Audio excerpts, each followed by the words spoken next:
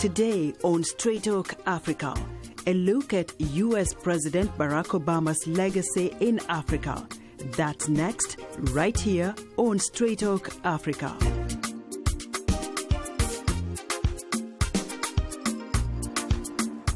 Hello and welcome to Straight Talk Africa, live from the Voice of America studios here in Washington.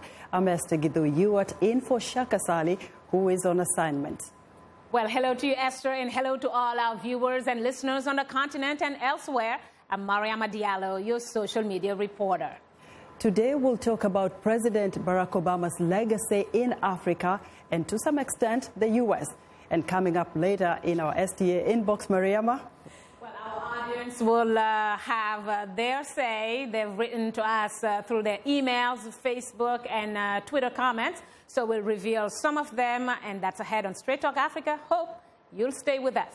Thanks, Mariama. But let's take a look at President Obama's historic 8 years in the White House and what they have meant for Africa. Paul Cisco has more. Not yet a U.S. senator, a little-known state senator from Chicago, walked onto the national political stage at the Democratic Party's presidential convention in 2004. So help you God, so help me God. Some 5 years later, America's 44th president and first African-American president took the oath of office. As president, Barack Obama made 4 trips to sub-Saharan Africa, visiting 6 countries, challenging its leadership on human rights issues, gay and women's rights, and on good governance. July 2009, in Ghana, he met with President John Atta Mills and famously told Parliament, Africa doesn't need strong men, it needs strong institutions. Development depends on good governance. Early in his second term, he went to Senegal, South Africa, and Tanzania, meeting with Senegal's President Macky Sall, South Africa's Jacob Zuma, and in Tanzania, President Jakaya Kikwete. When you've got good governance, when you have democracies that work, sound management of public funds, transparency and accountability to the citizens that put leaders in place, it turns out that that is not only good for the state and the functioning of government, it's also good for economic development. Obama brought U.S. and African business leaders together. He unveiled the Power Africa initiative, aimed at bringing more reliable electricity to the continent, worked on trade agreements, discussed democratic development, and meeting global security challenges with his African partners. A high point for the president's family was their tour of Robben Island, where Nelson Mandela was imprisoned for 27 years. The U.S. president returned to South Africa later in the year and attended the memorial for Madiba. Nelson Mandela died on December 5, 2013. He changed laws, but he also changed hearts. July 2015, President Obama made a long-anticipated visit to Kenya, his father's birthplace. He met with President Uhuru Kenyatta and spoke to young people at the Global Entrepreneurial Conference. He next addressed the African Union in Addis Ababa, Ethiopia, the first U.S. president to do so. And I'm convinced that nations cannot realize the full promise of independence until they fully protect the rights of their people.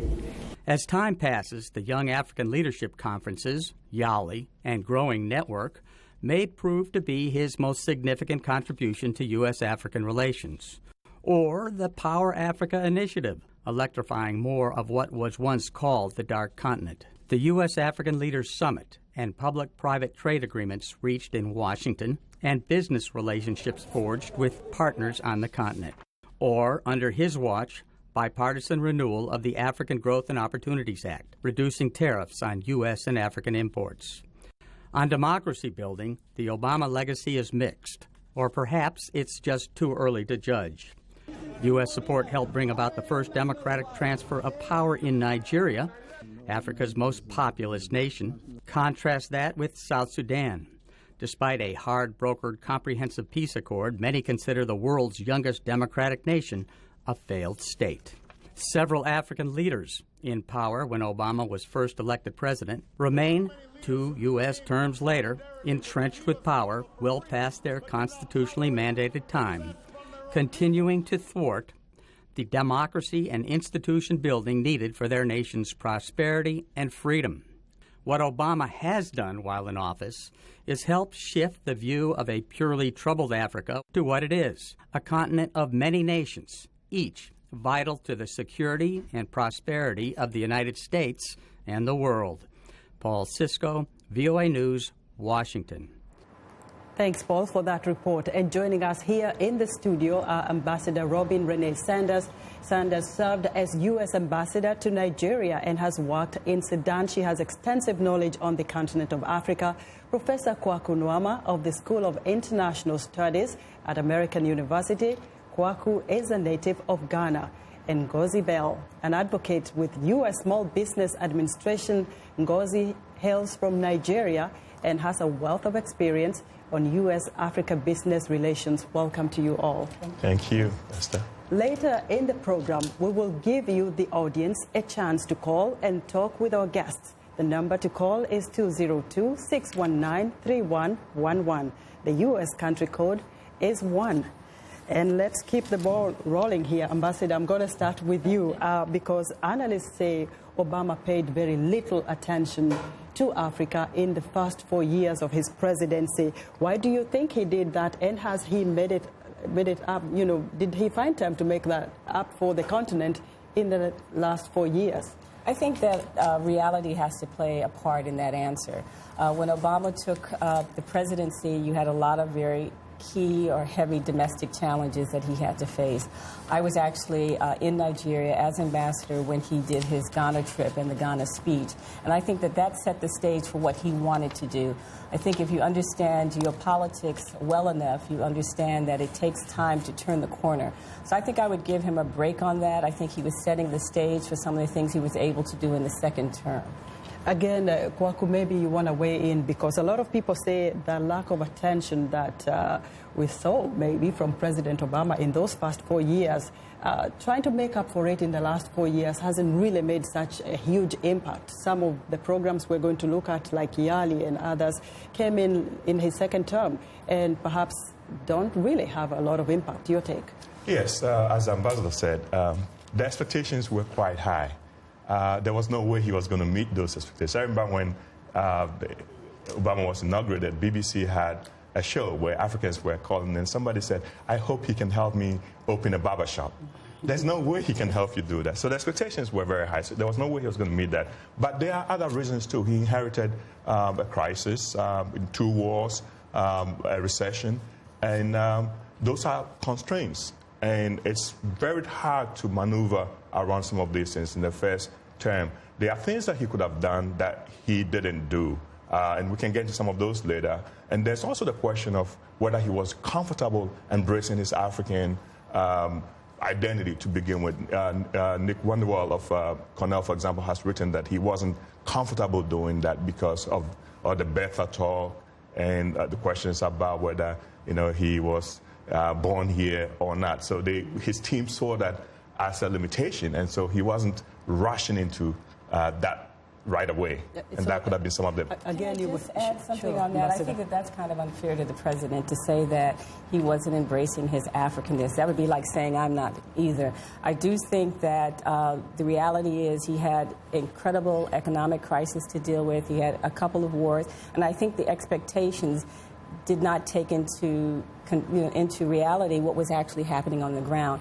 I do think he needed the first term to set the foundation for what he was able to try to achieve in the second term. Okay, let's move to Ngozi, who has been dealing with business and U.S.-Africa business, connectivity there. But again, Ngozi, when you look at it, with all that expectation, like Kwaku says, a Ghanaian or someone from Africa said, I hope he can help me set up a barber shop or something. But Africa was also seen as somehow a half partner when it comes to U.S.-Africa business relations.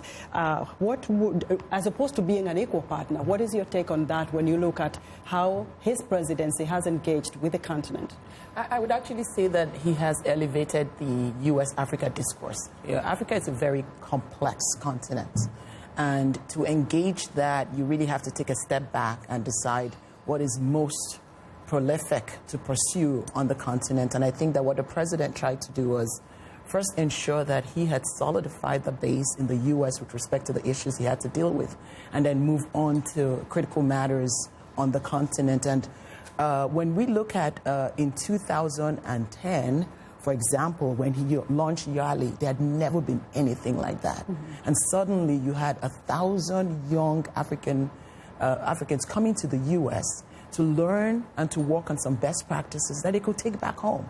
And many of these young people are thriving economically because of that.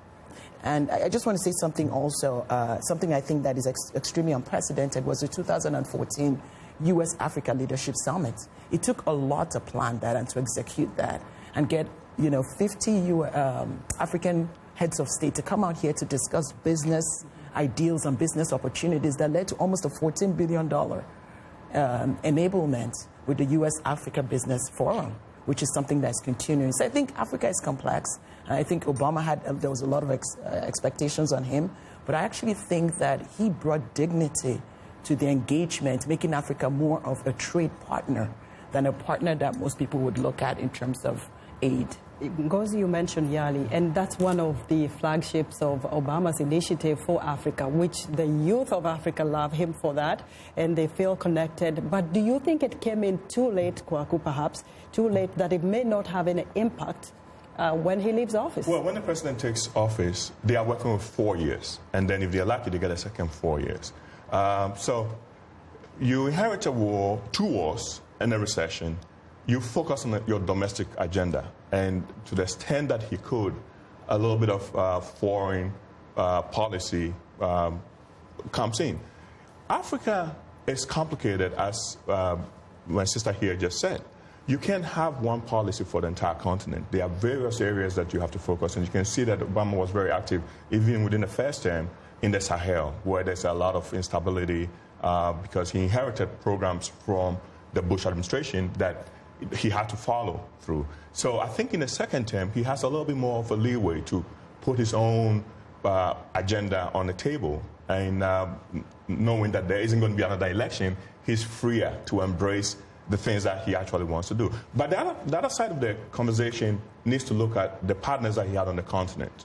Some of the missed opportunities that we identify in the Obama legacy has to do with the lack of strong partners on the continent. Leaders that can step up and help him do the things that he wants to do. Good governance. There's an article out talking about his mixed record on democracy promotion, for example. That's true. They've cut AID funding for democracy programs in Africa by about 40%. That's true. But look at the Mo Ibrahim Foundation, for example, that for 5 straight years haven't found a worthy recipient of their $5 million Africa Leadership Prize. There's something going on the continent. And so when you don't have partners that you can embrace and put forward a new vision, it's hard for you to make the kind of progress that you want to do. You want to go to Kenya, right? There's criticism that he didn't go to Kenya early. The president was under indictment. It's very hard for a U.S. president to go in a place until the case is resolved. So there's a lot of extenuating factors that that explain where we are.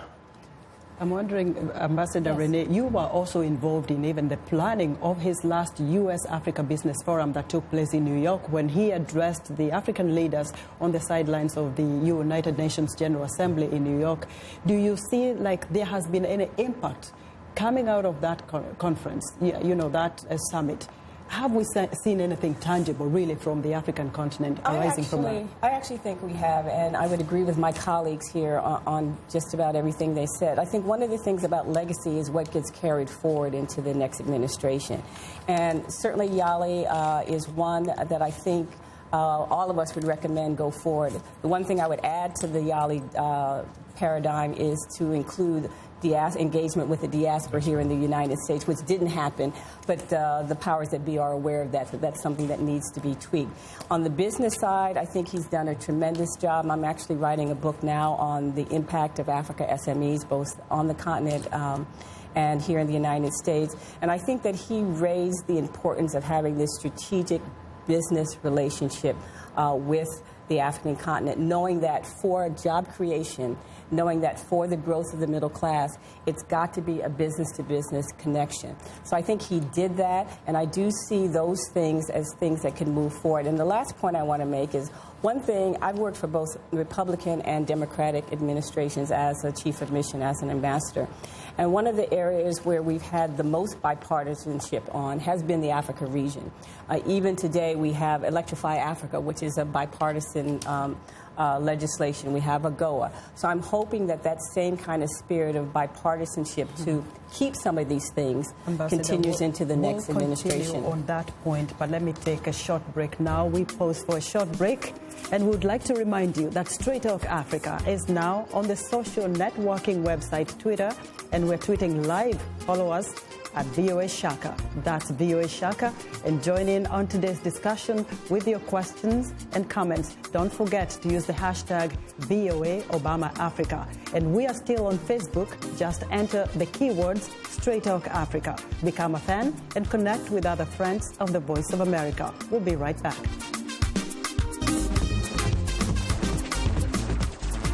We are able to touch on things that are important to people on an everyday basis. We hope that our viewers are getting inspired when they watch our show. They're getting a view of the world from a different perspective, things that perhaps are not in their immediate vicinity. Today, I could put in on the show something that is a little different, a little unique, and this gives me that, inspiration to come to work. This is Straight Talk Africa on the Voice of America. What is your opinion about today's topic? Call us at 202-619-3111. U.S. country code 1. When you call, remember the following. Ask only one question. Keep your comment brief and turn down the volume on your radio or television. Now let's return to Straight Talk Africa. And welcome back. Before the break, we were talking about President Barack Obama's legacy in Africa. My guests are Ambassador Robin Renee Sanders, Professor Kwaku Nwama, and Ngozi Bell. So let's take that point again and look at the impact. Ambassador, you were talking about you're writing a book and all the impact that Obama has had in terms of engaging with African leaders. But going back to the Yalis, first of all, because nobody knows at this point what President-elect Donald Trump has in terms of policy towards Africa. Do you think he will keep the Yali initiative or he will do away with it? And has it really had any impact within the continent of Africa itself, whether he does away with it or he keeps it within the continent itself? What is the impact of Yali, Professor?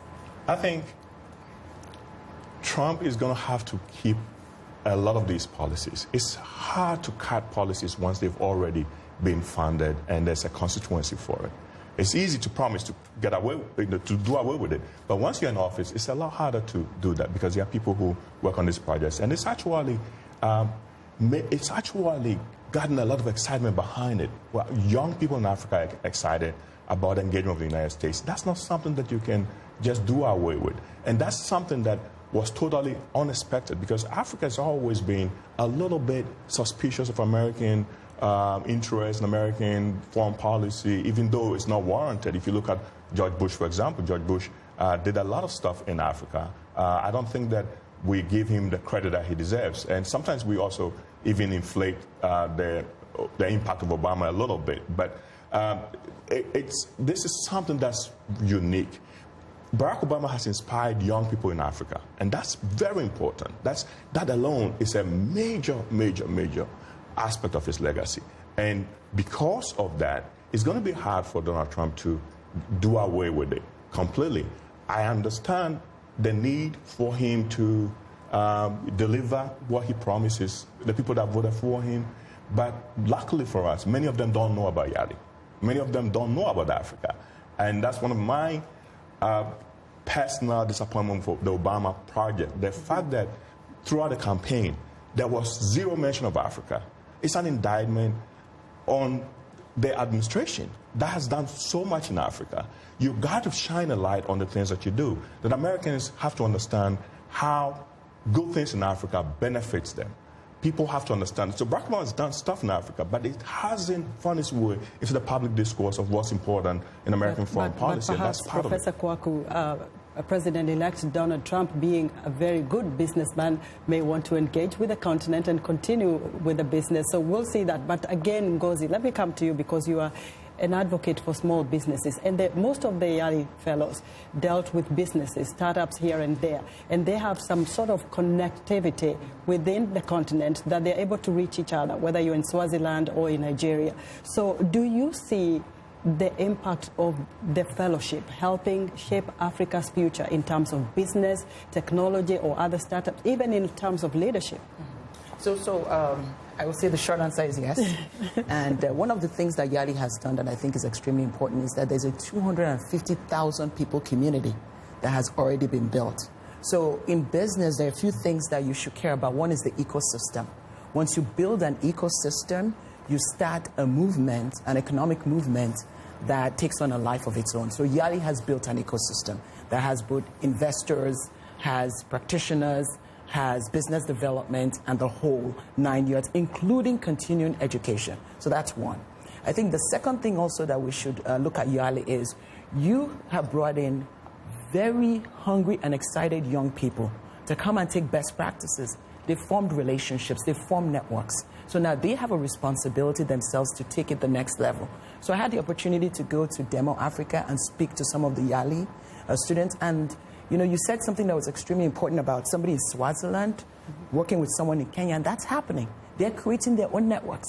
Now, more can be done. I think one of the things that the U.S. could do better is to engage some of the governments and some of the private entities within the home countries and ensure that these YALI fellows have a continuing opportunity to express what they've learned, perhaps over a period of about 2 years, you know, so that they can actually become practitioners.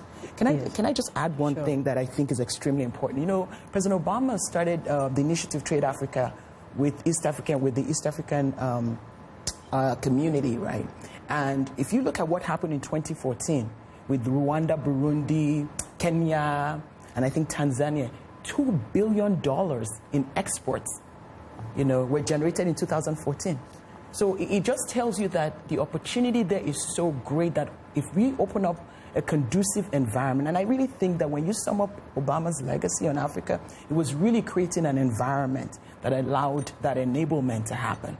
And I think that's the most that a leader can really do. That prompts me to want to discuss the Power Africa initiative, which is also seen as one of the landmark initiatives of President Obama. Ambassador Renee Sanders, do we know at this point whether there are any successes so far? Because most of the youth in Africa are unemployed, and Africa doesn't have reliable electricity. And so Power Africa, what kind of successes would we be talking about here? I think that one of the big challenges, I think, for the Obama administration has really been to get the word out about the great things it has done. And one of the things about the new administration coming in, I think we can't usurp the prerogative of any new administration coming in. What we can do is make the best recommendations of what we think in the Africanist community that should go forward. And Power Africa would be top on that list. There has been an additional, 3,000 megawatts or more added to the grid as a result of Power Africa. You have the Electrify Africa legislation. You have a number of off-grid projects that are supported by USAID and the African Development Foundation.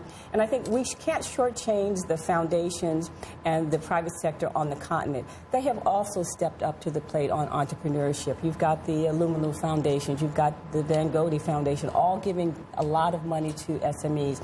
And my book is actually not on the Obama legacy, it is on Africa SMEs. And so I've done a lot of research on what's being done on the continent, and I think that the most important pivot, I think, is the focus on the strategic relationship on business with small enterprises and the engagement with the diaspora. That is the new message. I don't think any of the previous administration, and I was in Clinton as well as the Bush, and appreciated my time in both, but I think the thing I see the pivot on is this engagement with the diaspora, both here and on the continent. And when I say diaspora, I'm talking about nationals, I'm talking about immigrants, I'm talking about African Americans, bringing us into the discussion, bringing us into the policy discussion. And what I hope the prerogative of the next president will be to have somebody as the top Africa diplomat that will look at these things and carry some of these things forward. Professor Kwaku, you know you are in international studies, so we throw anything at you, because another of the criticism that has been, laid against U.S. leadership over the years is that when they engage with Africa, they have actually been to countries, or they keep their allies. Some of the allies are known to be, say, Uganda or Rwanda, or even Ethiopia for that matter, or Gabon, where the leaders have extended their grip on power. And so, even in Ethiopia, where we see a lot of crises right now coming out of Ethiopia, but they're still very strong U.S. allies. Now, the question is, with President Obama's leadership over the 8 years and his engagement with Africa, do you think he has been able to strengthen the institutions of democracy on the continent? Well, democracy is a little narrow, but let me look at what Barack Obama has done is he's extended U.S. foreign policy with Africa beyond the traditional framework of security and humanitarian assistance.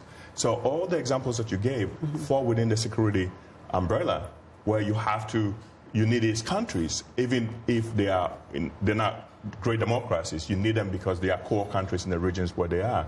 But Barack Obama has done something that no other American president has done. He's gone beyond those traditional frameworks and brought in the people, brought in young people, brought in African leaders. I don't know whether that will continue.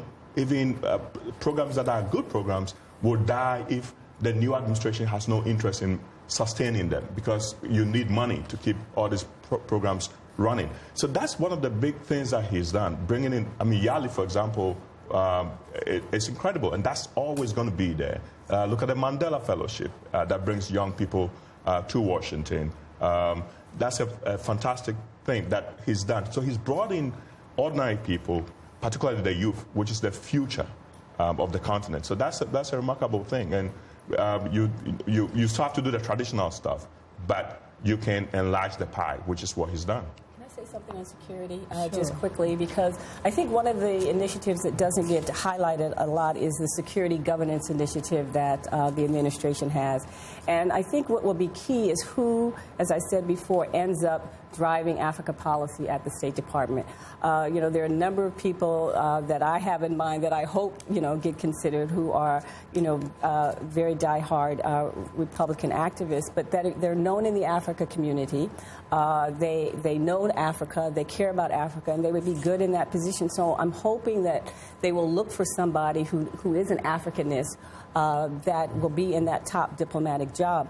But on security, having been in Nigeria when the uptick in Boko Haram began, I think that the administration has really done a lot to kind of bring the countries together that are affected and impacted by this. You've got not only the anti-corruption campaign, but you've got the security governance initiative, which people don't hear a lot about, which is an extremely great initiative. The amount of money that has gone into the multinational force that's in Mali.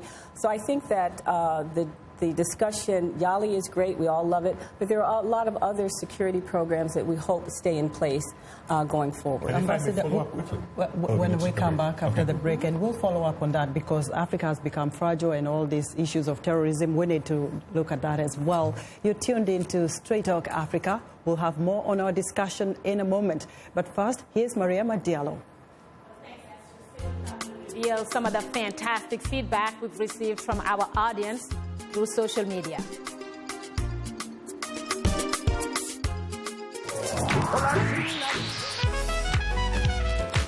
I wanted to present music and a side of American culture that is most important to me, that is a part of who I am. They're going to get some incredible performances. That's one of the things I love, bringing these artists in so you can get to see them do what they do. It's soul music, and that's what music is. It's that which comes from the soul. This is Straight Talk Africa on the Voice of America. Call us now with your questions and comments. The number is 202-619-3111, and the U.S. country code is 1. Call us direct and we'll call you right back.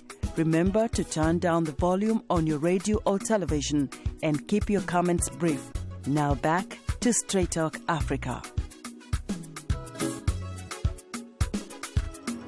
Welcome back to Straight Talk Africa, live from Washington. Once again, it's time to bring in my colleague and social media reporter. Over to you, Mariama, again. Well, thanks, Esther. Let's go back in time now. When Barack Obama was elected U.S. president in 2008, the event was held across Africa. As the son of a Kenyan father, many on the continent considered him one of their own. Now, as the Obama presidency ends, we examine today the impact of his policy on the continent. Well, this leads us to our question of the week, which asks, what do you think is the legacy of President Obama in Africa? Well, starting off the conversation is a viewer from the Gambia with our letter of the week. Bolong Kanta Bombo in the Gambia writes, Obama is a symbol of hope for Africans. He brings people together. He's a motivational speaker and has trained many young Africans to assume future leadership roles to bring about change to Africa. I believe Obama has a lasting legacy in Africa and on Africans in inspiring them to aspire for more positive change in our approach to democratic policies towards national development. Well, before we move on to more of your comments, let me thank you for using all our social media platforms to communicate with us. And another reminder that we are tweeting live today. Just use the hashtag VOA Obama Africa. And if you haven't yet, please follow us on Twitter. Speaking of it, let's go to a tweet from Emmanuel Kachele, who writes that President Obama will be remembered for his true love for Africa. Above all, he will always be a beacon of peace. While we're at it, let's take a look at another one, this time from Turia Hikayo from Kampala, who says just 2 words, Obama, disastrous. Well, now to a comment from a Facebook fan. His name is Seth Kwame Boateng in Ghana, who writes, it is not his responsibility, meaning President Obama's responsibility, to change Africa. We have our leaders who must make sure that we as Africans take our destiny into our own hands. Well, Esther and guests, a lot of things, lots of comments, lots of opinions. What do you make of them? You know, Mariama, one of the most interesting things is that since we posted this topic on the internet, we've seen so many. Perhaps you can. I have to say hundreds and hundreds and hundreds. We've tried to go through all of them. Obviously, we can't just read all of them.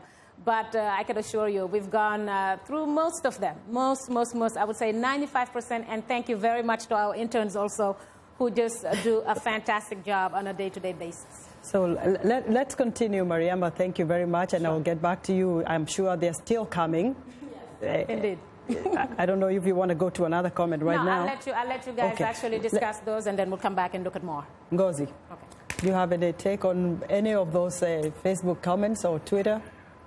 Well, disastrous, really?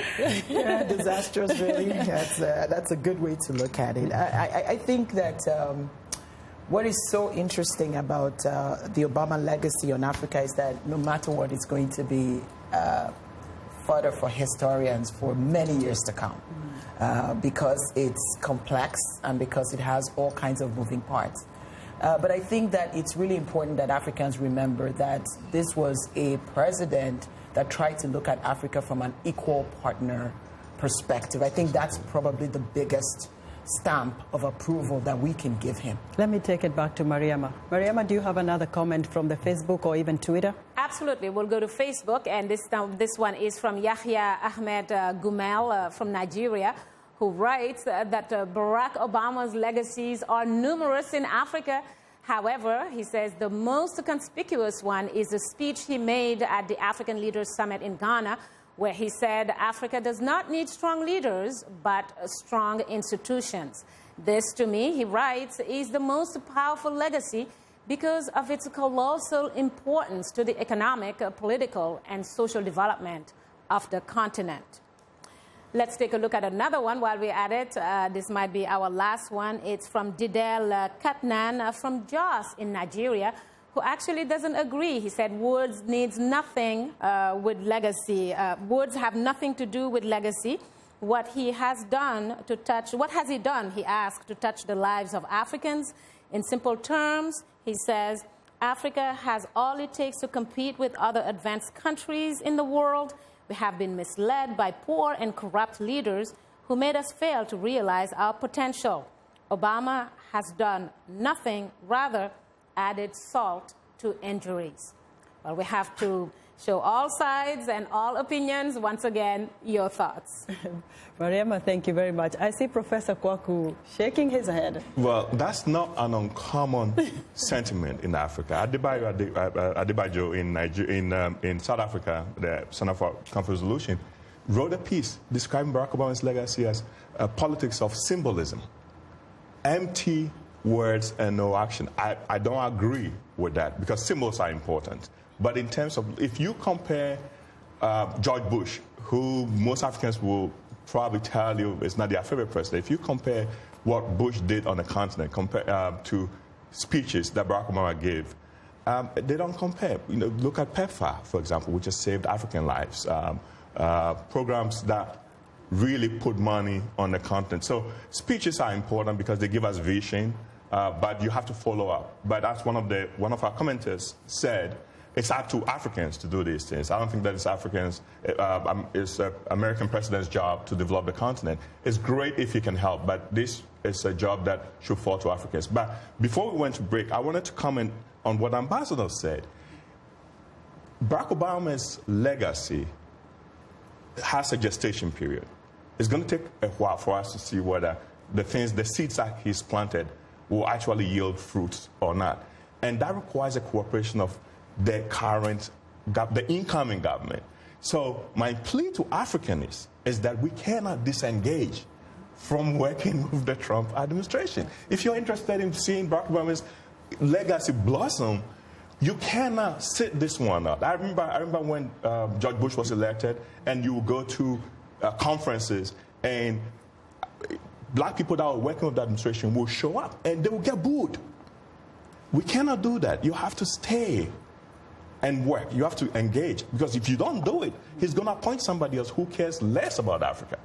We will continue this discussion, but thanks, Mariama, for bringing us the week's audience reaction. Well, thank you, Esther, and thank you to our guests for weighing in. That will do it for today's social media segment. Just a reminder that we appreciate all the feedback, whether it's in social media form or using other means to communicate to us. Please keep them coming. If you're a new fan, just drop us a line at africatv@voanews.com. Once again, our email address is africatv@voanews.com, or post your comment on our Facebook page. Just enter the keywords Straight Talk Africa. Be sure to visit us online at voaafrica.com, or you can join our YouTube channel. Just sign up to VOA TV to Africa, and don't forget to follow us on Twitter at VOA Shaka. A reminder that the show is streaming live every Wednesday. Just go to the VOA Straight Talk Africa TV program page on our website, or simply watch us live on your mobile device. Just download the VOA mobile app. Well, now let's take a look at what's on tap for next week's program.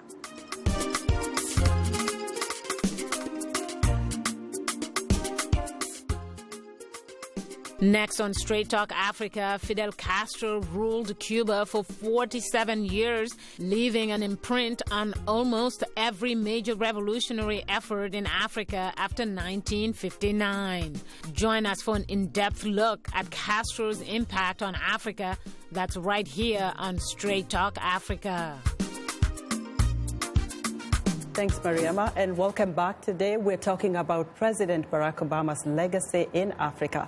And if you're just joining us, our distinguished guests are Ambassador Robin Renee Sanders, Professor Kwaku Nwaama, and Ngozi Bell.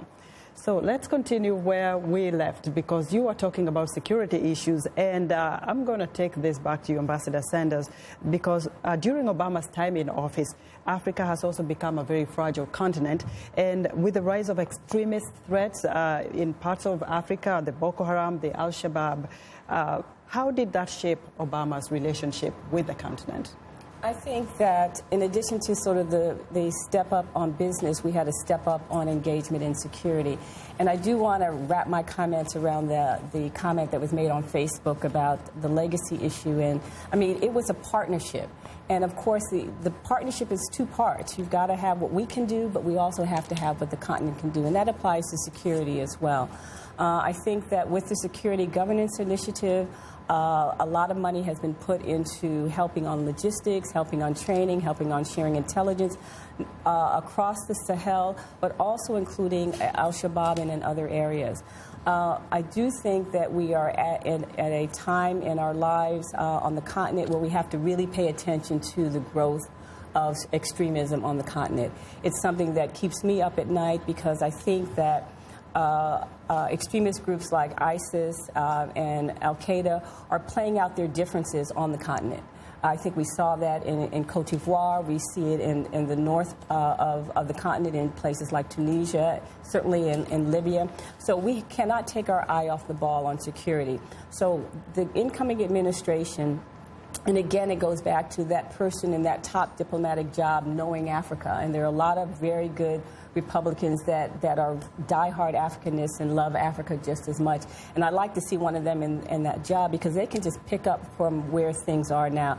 So I would say, you know, increase the intelligence sharing, increase the logistics, increase the training, and increase the engagement because I don't think we're going to see a diminishing but we're going to see different kinds of terrorist attacks being played out like we saw in Cote d'Ivoire and like we see in Mali off and on. So we can't take our eye off the ball on security. So going to you, talking to you, Ngozi, because when you look at some of those landmark initiatives, the YALI and the Power Africa, I'm thinking ahead. Post-Obama's presidency, do you see him pursuing some of those agendas and continuing to work with the Africans in terms of the young people's, you know, leadership abilities, their startup businesses? What kind of agenda do you think he will pursue after his presidency? Well, let's start, you know, we don't have a crystal ball. So that's a little bit of a hard problem. But your question is extremely important, and I think we have to look at it almost strategically, right? Yeah. So, for example, in 2009, China overtook U.S. as Africa's largest trading partner. You know, what that says is that China recognized that for its own growth, it needed Africa.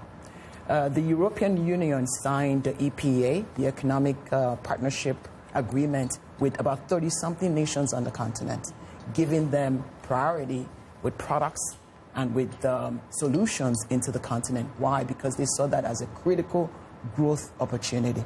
So when we go back to our president-elect Trump, being a good businessman, if you recognize that the world is going after this continent, where 65% of the population is going to be the biggest growth population on the planet, then I assume that he's going to look at it from the perspective of the benefit to this country and how that win-win needs to be created. And I think we have to be hopeful about that. The second thing is with respect to Ebola. Ebola taught us a lot of things. When the Ebola crisis hit, you know, there was a lot of talk that the U.S. did not pay enough attention for about 9 months. Then shortly after that, the U.S. released about 3,000 troops. They were training health workers at a clip of about 500 per week. But they did that because they recognized that the global world affects the United States. It affects its economy. It affects its people. So I think we have to remember that whatever is done for Africa, it's really done for America. You know, so when you see that clearly, and I think any good businessman would see that, you're having a place where real economic growth can happen. In fact, you know, we talk about Power Africa. All the Power Africa initiatives that are ongoing, and I know some, especially with respect to renewable off-grid solutions that have been successful, small scale, but all of them are creating jobs here. I know a company that started with about 4 people. Today, they're up to 10. So the reciprocal opportunity here is real high-paying American jobs. And one thing I know about America, America understands economics and what benefits it. And that's where I really rest my hope, not so much in America helping Africa, but in America helping itself by engaging Africa. And Americans need to hear that. Wow. We need to articulate that so the Americans know. Let me take a short break and we're going to roll this to the end. So a reminder that you're tuned in to Straight Talk Africa. If you wish to participate in our discussion, please call us at 202-619-3111. And the U.S. country code is 1. We'll continue our discussion in just a moment. I'm Milar Sega. I'm the host of VOA's The Correspondents, a roundup of the world's top stories with analysis from our dedicated reporters. It's really a conversation the same way that you would bring a friend to your home and ask them what's going on. And our correspondents will do that and answer those questions through their own eyes. That appears a false choice in more ways than one. We can't actually put you there, but we can come pretty close. In 30 minutes, we'll show you the world. This is Straight Talk Africa on the Voice of America. Call us now with your questions and comments. The number is 202-619-3111 and the U.S. country code is 1. Call us direct and we'll call you right back. Remember to turn down the volume on your radio or television and keep your comments brief. Now back to Straight Talk Africa. And welcome back. Before the break, we had a discussion, but I have a caller from Ghana. Tafa from Ghana, can you hear me? Welcome to Straight Talk Africa. Let's hear your question. Hello, good evening. Good evening to you, Tafa. Yes, my quick question. My question will be based on one of your guests, Professor, who doesn't sound like a Ghanaian. Yes, he is. See, we are talking. Yes. We are talking about President Obama's legacy in Africa. Honestly speaking, madam, if you ask ordinary African today, Ghanaian, to point his fingers on President Obama's achievement in Ghana here, it's very, very difficult for African or Ghanaian to tell you that this is what President Obama has done for people of Ghana. But it's very easy to point your fingers on what President Bush has done in Ghana. But who Professor, one of your guests, if he's a Ghanaian, is aware of what I'm talking about. Thank you, Tafa. He will answer the question. Let me take one more question from Nigeria, and then we'll throw them out here. So we have another caller from Nigeria. Patrick from Nigeria, welcome to Straight Talk Africa. Please ask your question. Hello, Patrick. Good evening, ma. Good evening, our guest in the studio. That's Patrick in Nigeria. Honestly speaking, Obama left a good legacy for Africans by introducing that African Entrepreneurial Business Initiative. Now, my question is this. Will such initiative business where they gather Africans to come and learn data, will it be possible? And you encourage youth to be what? To be independent. They should fight for presidential race, not for special assistant and the rest. Now, I know that Obama came to Africa with the embassy in Nigeria. What will Nigerians learn? That after the 8 years in office by Obama, he didn't visit Nigeria, the giant of Africa. Thank you very much. Have a blessed day. Thank you, Patrick. Both of our callers are animated about their questions, one of them pointing straight to you, Professor Kwaku. So take the question from Tafa, and I'll throw the other one to Ngozi and Ambassador Sanders. So, Kwaku. Well, my brother from Ghana, this is interesting because when you go to Accra, there's a road named for George Bush because Ghana got money from the Millennium Challenge account when he was president. And so it's easy to point to concrete things and say, this is what Bush did for Ghana. But I don't want us to undervalue Obama's words and his vision and his leadership and his mentorship, because that's also important. Ideas matter as much as concrete stuff. So Barack Obama may not have anything named for him in Ghana now, but his example alone is worth something to our future. Now, to your question from Patrick in Nigeria. He was animated about his question. Goes, what's your take? Well, Patrick, very, very interesting question. And I think Patrick said two things that I think were very important. He talked about entrepreneurship. And when I look at entrepreneurship, Power Africa, for example, placed $7 billion in circulation that generated $20 billion in follow-on capital. And I think that one of the things that entrepreneurship does is that it takes the innate capability of the individuals and allows them create value and revenue. And I think that's one thing that Africans are inherently very good at, but having that partnership with the U.S.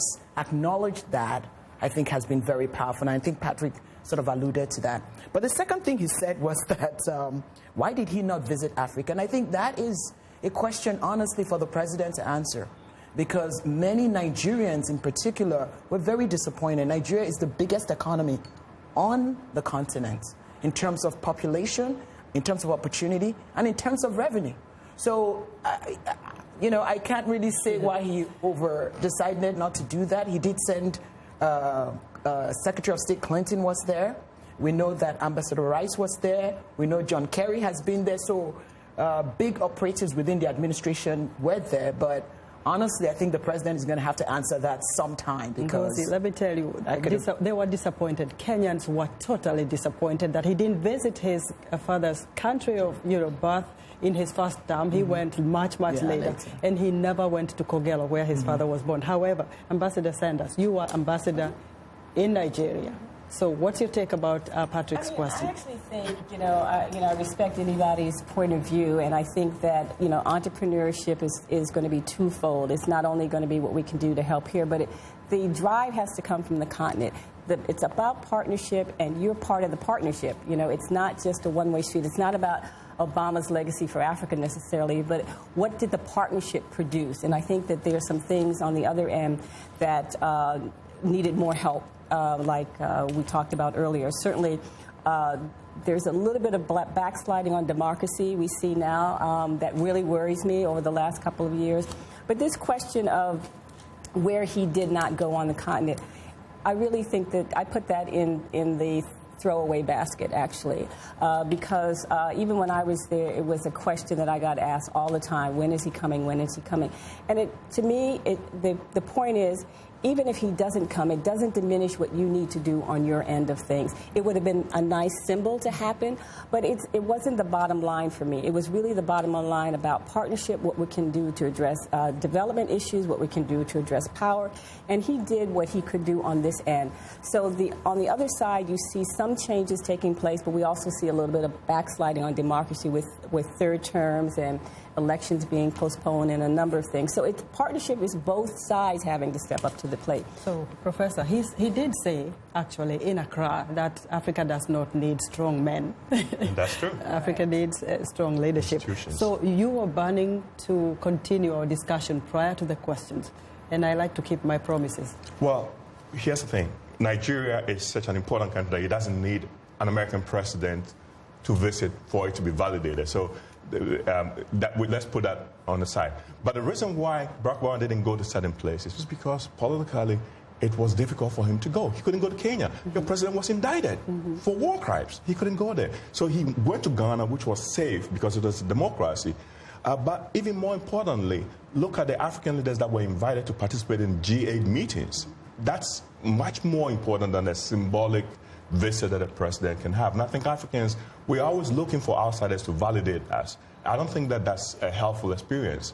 And I think, can I say again, something real quickly but about that? I also, when you look at all these comments and the questions we're getting, one of the things that maybe when we're back in Africa, we haven't been to the U.S., we don't know much, it's that we think the U.S. president is supposed to be, but he is the president of the United States. He has to deal with American issues first.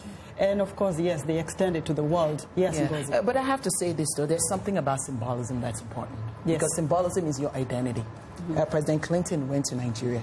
President Bush went to Nigeria. So there was something very symbolic. When you do something that's symbolic, you're also giving credibility to that thing. So I have to say that I understand the sentiments around the president not going, and they're valid sentiments, and I think we have to be careful not to discard them, because when you are identified with someone, you're saying that this person is my partner. So I think that is a question that the president is going to have to answer on his own someday, and I think we kind of have to leave it at that. But I do want to say something that I think is very important. AGOA enabled, for the first time on the planet, that an African country, Namibia, can export beef into the U.S. That is phenomenal. If we have more incidences like that, that would change the trade relationship between the continent and this country, and I think that's great. And I think that's something. And that's one of the things that they're also concerned about with the incoming president. How will AGOA play out? Will this go on? Because most of the Africans that are in partnership within AGOA depend on it to put food on the table. Right. In terms of a goal, it's been passed by the United States Congress, so it is there at least for 10 years. The question is, how do you build on it? How do you provide the technical assistance? And I'm just going to go back to, whether he went to Nigeria or not, because that one I've had to deal with for so long. And I do put it in the basket over here because, in the end, think about the years that he would have gone. We were trying to ensure that Nigeria had a free and fair election. The same parameters existed for him then. If the situation had been different on the ground, I'm sure he would have gone there. But it wasn't the time for him to be there, and I will stand by that statement for a long time. Now, the question today is quite different. If he had another 18 months or so, I'm sure that he would get there. But during the time that all of this came up, it was not politically the time for him to go there because we weren't even sure Nigeria was going to be able to get to having a free, a fair, and democratic election process. Okay, I'm going to throw this question and hear your take, but President Obama has always said that being on the right side of, he talks about being on the right side of history. But do you think, from an African perspective, Professor Kwaku, that history will be kind to President Obama? History will be fair to him. I think that because Africans take a long view of things, and as Ngozi said, Barack Obama has shown respect for the continent, which is not something that we take for granted because we've gone through experiences where Africa was always treated as an insignificant part of the world. So that's important. That Africa, he shows that he respects Africa, and that's important. That's not small. If the seeds that he has planted, the leadership seeds that he's planted, if those yield the fruits that we expect, then we can look forward to a future generation of African leaders who were inspired by Barack Obama, either because they participated in Yali or they came to Washington as Mandela Fellows, or they simply saw him on TV and said, I want to be like that man. So the future, we don't know yet what's going to happen. And as I keep saying, we have to make sure that these seeds don't die. We have to water them. We have to cultivate these dreams. Ambassador Robin Sanders, domestically, the African Americans are already nostalgic about President Obama leaving office. He is the first African American president, and there's that feeling, well, our brother is leaving, our son. How do they feel? Did they see him as one who made an impact, especially for the African Americans? The whole phrasing of he's the first African-American president, I've always pushed back on. He is the president of the United States who is an African-American. And so he was the president for every American, not just a particular minority group. And I am really hopeful that we will see that kind of thing going forward. So I do think that, just similar to some of the comments that we've heard today, I do think that there was an expectation, unrealistic expectation for things that the president were going to be able to do for various groups, particularly African-American groups. But he has done a lot. I mean, in terms of the economy, in terms of My Brother's Keeper, Mrs. Obama is phenomenal in terms of her work with at-risk groups, particularly young girls, not only in Africa, but certainly here in the United States. So I think that, legacies are about what people talk about once you've moved on. And I do think that history will be not only fair to him, but I think it'll be kind to him in some ways that we don't see today. And, going forward, we have a new administration. I take the view that we have to give this new administration a chance. We have to engage. We even need to voice who we think needs to be the Assistant Secretary of State for Africa. Not me, of course. But we have to. We can't disengage. This is the U.S. Democracy is not about everyone having the same opinion. I think you've been very fair, all of you, to the president's legacy. Let's take it there. We will have to leave it there for today. On that note, thanks to our distinguished guests, Ambassador Robin Renee Sanders, Professor Kwaku Nwaama, and Ngozi Bell, and to all our affiliate stations, along with our viewers and listeners, we thank you very much for tuning in. For many of our Voice of America radio affiliates, Learning English is coming up next. And tomorrow morning, it's Daybreak Africa with James Buddy. On behalf of the Voice of America, thanks for tuning in to Straight Talk Africa, and a very good night from our VOA Global Headquarters here in Washington.